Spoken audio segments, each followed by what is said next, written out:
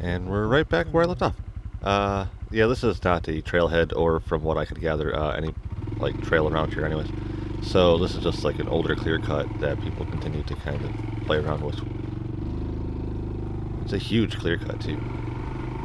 So we're gonna take this old logging road back out to the main drag, which is Grim Road, and take that to the main actual like trail area.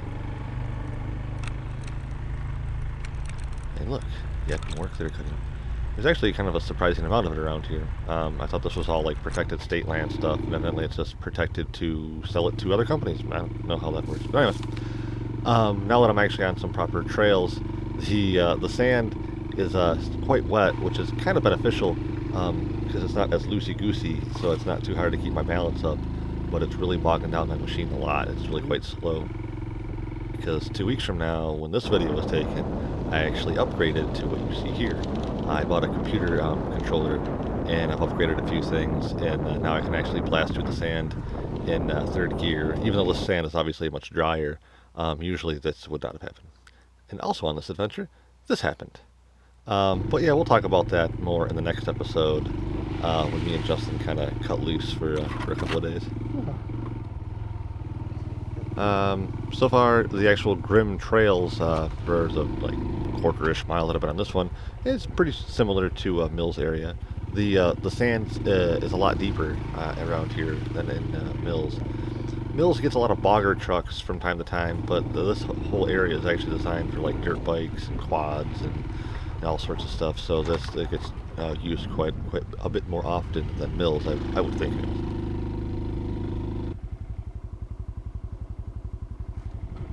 So, this was a weird crossroad area, and I noticed that the trails seem to be getting more and more tore up. And I do have a map on my phone, but I didn't really, as you can tell, really look at it.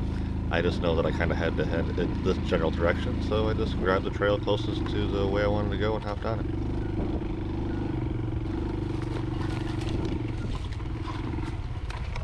And so far, even a few of them that I didn't have on video, when you come up to a water hazard, there's almost always like some kind of little sub-trail like this one to kind of get around it.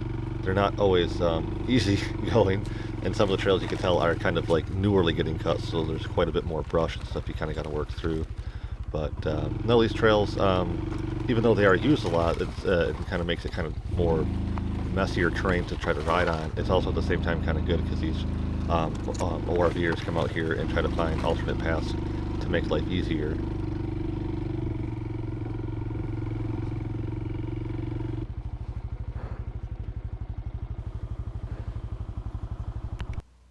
And I'll have to admit, even though this is kind of an overall this test run for doing bigger stuff, I mean, this is just the first season of me ever really using all this equipment and the bike the way it's kind of being built together to do this kind of stuff. So that's really what this trip is. So over that hill, I noticed this tire that's been put through this tree, which is kind of interesting. And not far after that, there's this crazy crossroads again, and everything starts to change. The trails get a lot tighter. They have these high banking areas for like doing tighter, crazier turns.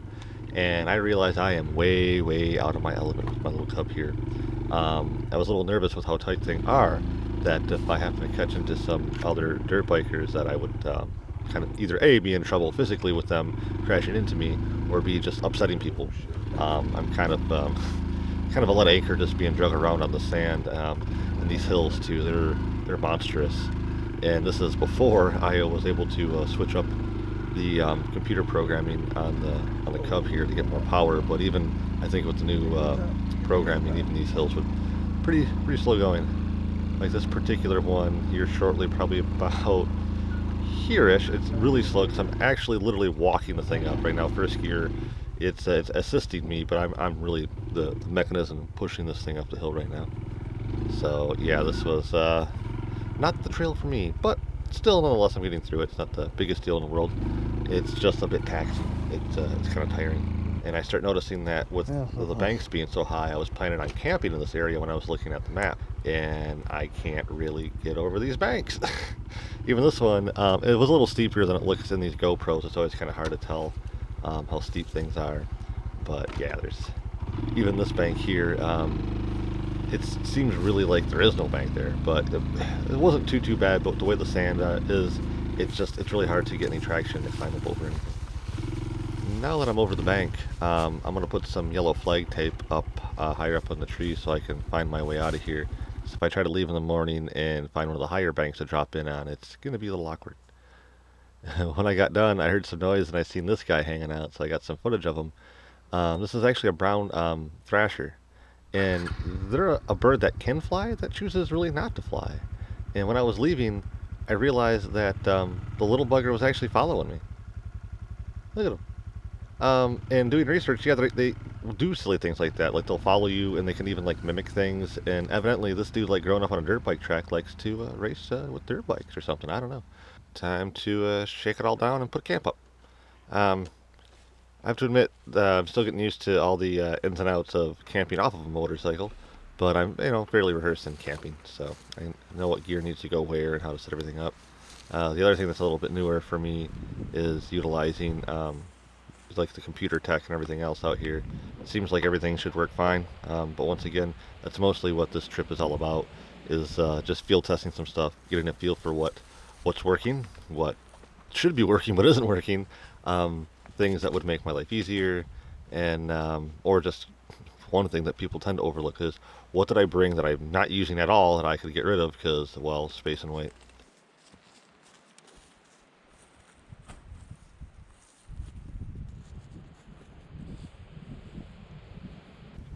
Right now, I'm just using an A and B cam in the same spots, but try to change things up a little bit. I ended up bringing out the Nikon to get this fancy little office shot here, um, which really I don't know. It seems like a sharper image. Maybe it's just me. I don't know. Maybe it depends on what you're viewing this on.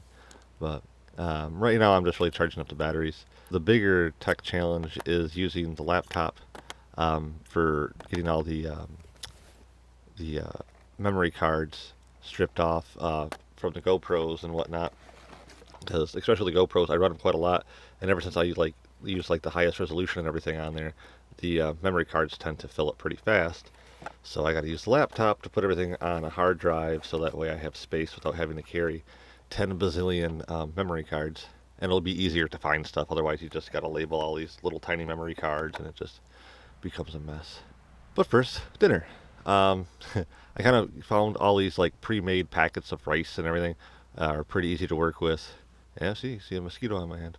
Um, and then here's camp. Once again, I keep things really basic, simple. There's no threat of rain or anything.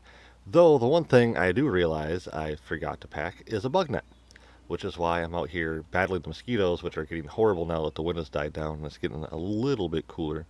Um, so not only have I noticed that I forgot my bug net, I noticed earlier that I forgot the second stack of food, which contains like all my snacky food, quick stuff like granola style bars and things like that. So I have plenty of food, but I don't really have anything I can eat on the fly. Everything's kind of more meal-ish style. And now I'm starting to realize that for whatever reason, my computer will not recognize any of my video files. Like, it sees them, but they say they're empty files. I decided to lay down for a minute, and then this guy snuck up on me. I don't know how much you can hear me on this one. Of course, my lens is a But little too I think short there to it is. see it Everything's very well, muted. but that's a giant But yeah, it's a porcupine. big porcupine. He about walked up on me while I was napping. Kind of stood there for a minute, not knowing what to do, and then turned around and sprinted about as much as I've ever seen a porcupine sprint. And climbed that tree. So I have no bug net or bug spray. I don't know if I mentioned that part too. Yeah, I have no bug spray. But there's a very small bug net on the jungle bag that is my sleeping bag. But it's very small, and you have to be like completely zipped into it. So in the evening, trying to sleep in it was very warm and confining, and like it kind of sits on your face. The mosquitoes still get your forehead and stuff. It was rough sleeping, but as you can tell, it was a beautiful morning to wake up to.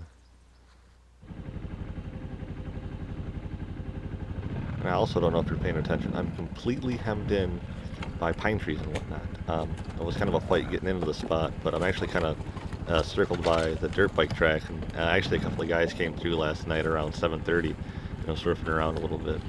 So I wanted to be in an area where no one would bug me too much. So now I gotta not only fight my way out of the pine trees, I also have to remember where I put those flags at, so that way I can get out of here and not fall down onto the trail.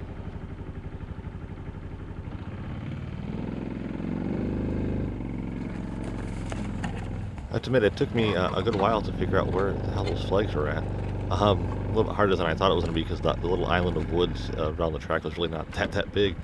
But I located them and I took them down. I don't like to leave anything behind. And once again, after collecting the flags out of the trees, um, I look around and who's back? But my little thrasher buddy. Um, and actually, he chases me around for a while. I was kind of playing around with the guy, and that's what the video was that opened this episode up. But yeah, they're a unique bird. Now that it's been so warm and dry, the sand's dried up and getting pretty loose and goosey for me to ride in.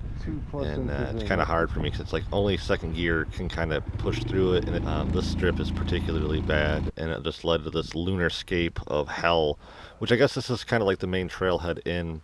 So it kind of makes sense that it's completely bananas. That circle thing to the left of me actually goes all the way down to the water table.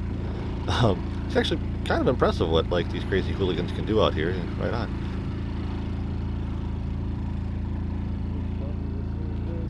And after I finally got out of that hell pit, it was time for lunch.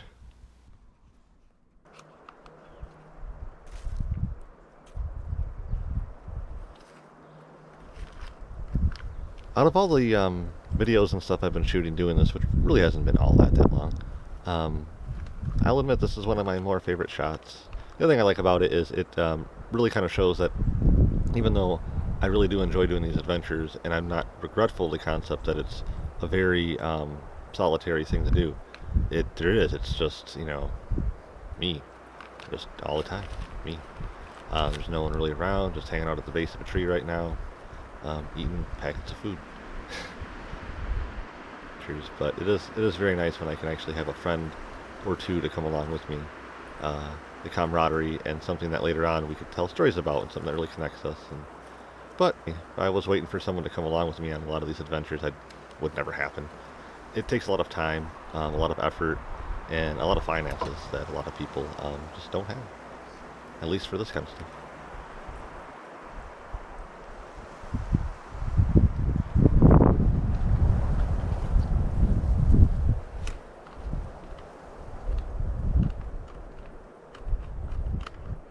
So after lunch, I was thinking about it, and ever since I can't really strip off my memory cards, I don't have a bug net, and all I have is like food, like meal type food, that I was just gonna go out to 61 and then turn back.